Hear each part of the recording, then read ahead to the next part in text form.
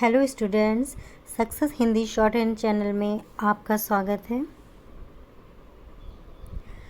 आज मैं आपको चैप्टर नंबर 14 की डिक्टेशन देने जा रही हूँ, जो 80 वर्ड पर मिनट के अकॉर्डिंग होगी।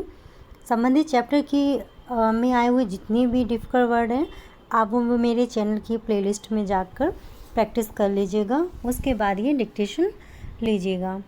यस, स्टार्ट करते हैं डिक्टेशन।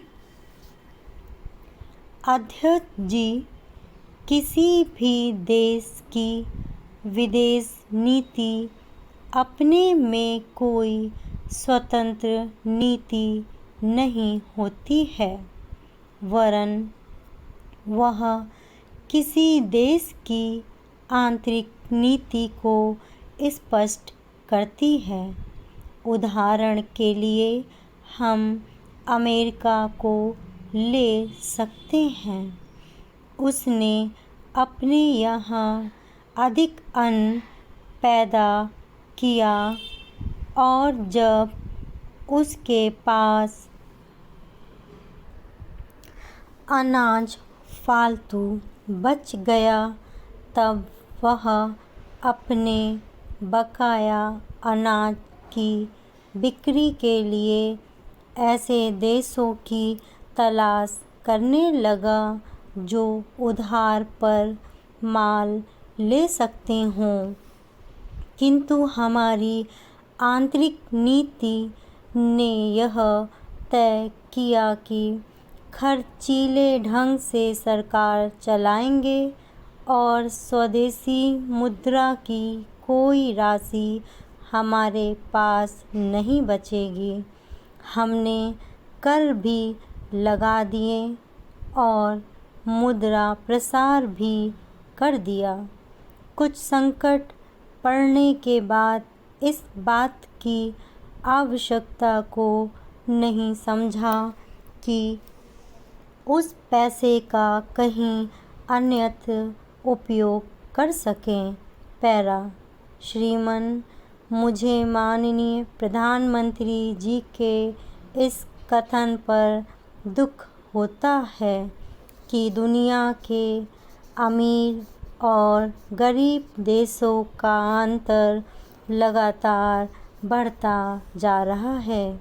मैं उनसे यह पूछना चाहती हूँ कि भारत की विदेश नीति ने उस अंतर को घटाने की क्या कोशिश की है?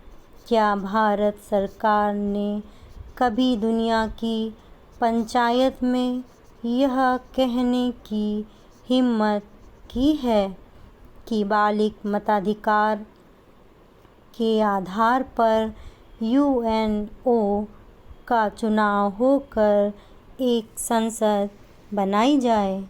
और क्या आप में यह देखने की हिम्मत है कि फ़ौज के हिसाब से कर लगाकर एक विकास का खाता खोल दिया जाए?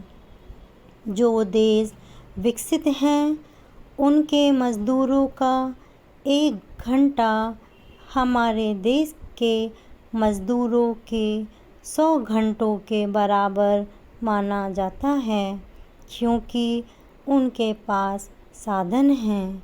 इसीलिए यह अंतर और भी बढ़ता चला जा रहा है।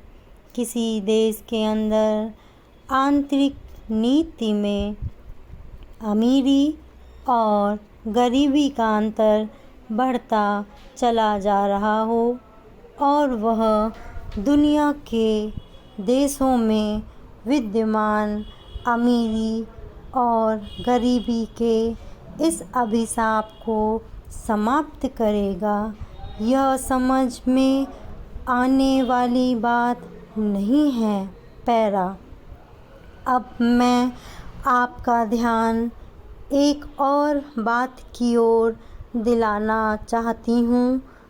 पूर्वी जर्मनी को मान्यता देते हमें परेशानी होती है, इसलिए कि शायद पश्चिमी जर्मनी को बुरा लगे, लेकिन पश्चिमी जर्मनी ने तो अपनी रक्षा का भार दूसरों पर छोड़ दिया है। उसने अपनी पूरी शक्ति इस बात पर लगा दी है कि अधिक से अधिक उत्पादन किया जाए। आपने जो समय दिया उसके लिए मैं आभार प्रदर्शन करता हूँ और आपका धन्यवाद करता हूँ। धन्यवाद।